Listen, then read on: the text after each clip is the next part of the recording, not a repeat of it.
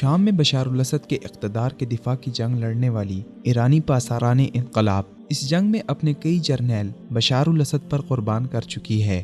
Bashar al Assad کے لیے قربانی کا بکرا بننے والے ایرانی جرنیلوں اور فوجیوں کی تعداد دن بدن بڑھتی جا رہی ہے۔ اب تک ہلاک ہونے والے اعلیٰ افسران میں سے جرنیل کا عہدہ رکھنے والے درجنوں ہلاک ہوئے ہیں، جبکہ عام فوجیوں کا شمار ہی نہیں۔ ایرانی خبر رساں اداروں کے مطابق پاساران انقلاب کا ایک اور جنرل شام میں صدر بشار الاسد کے دفاع میں لڑتے ہوئے اسد رجیم پر قربان ہو گیا۔ ایرانی ٹی وی چینل IRIB پر نشر کی گئی ایک رپورٹ میں بتایا گیا ہے کہ میجر جنرل عبداللہ خسروی 14 اکتوبر کو شام میں لڑائی کے دوران مارا گیا، تاہم اس کے قتل کی جگہ اور مقام کی نشاندہی نہیں کی گئی۔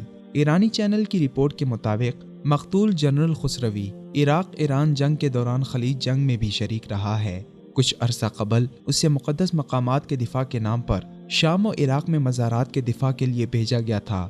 جنرل خسروی پاساران انقلاب کے فاتحین بریگیڈ کو کمانڈ کرنے کے ساتھ ساتھ شام میں لڑنے والی بسیج ملیشیا کے جنگجوؤں کی ٹریننگ کا نگران بھی رہ چکا تھا۔ اس لحاظ سے ایران کو ایک اور بڑا نقصان ہوا ہے۔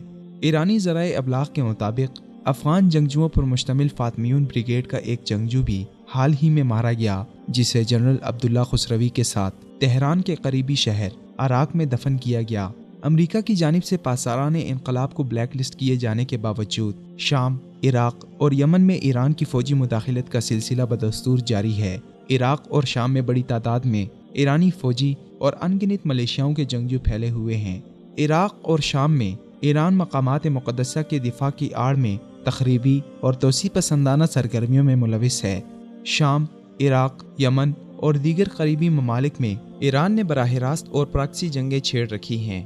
ان جنگوں میں ملوث ہو کر ایران نے اپنا کثیر سرمایہ گنوایا ہے اور اندرون ملک مسائل پر توجہ نہ دینے کی وجہ سے ایران کے اندرونی معاملات ٹوٹ پھوٹ کا شکار ہیں۔ توسیع پسندانہ جنگوں میں اپنی فوج کو جھونک ڈالنے والے ایران کے درجنوں جرنیل ہلاک ہو کر خاک ہو گئے ہیں۔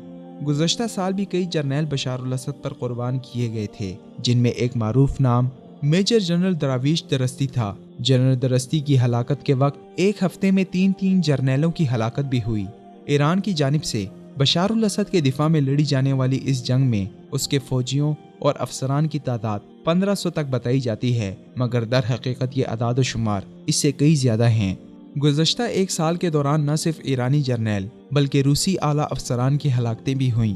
شام میں موجود ایرانی پاساران انقلاب تو ایک باقاعدہ فوج ہے، مگر اس کے علاوہ نچی ملیشیاؤں کی تعداد بھی درجنوں میں ہے، جو کہ پاکستان، افغانستان، یمن اور عراق وغیرہ سے جا کر ایران کے لیے لڑتے ہیں۔ ان تمام قوتوں کے ہوتے ہوئے بشار الاسد کے لیے قربانی کے بکرے بننے والے ہزاروں ہیں، جو صرف اور صرف ایرانی ایما پر اس جنگ میں اپنی جان گنوا بیٹھے ہیں، جس کا حاصل حصول فقط ایرانی توسیع پسندانہ پالیسی کی جنگ ہے، تاکہ ایران خلیج اور مشرق وسطیٰ میں اپنی اجارہ داری قائم کر سکے۔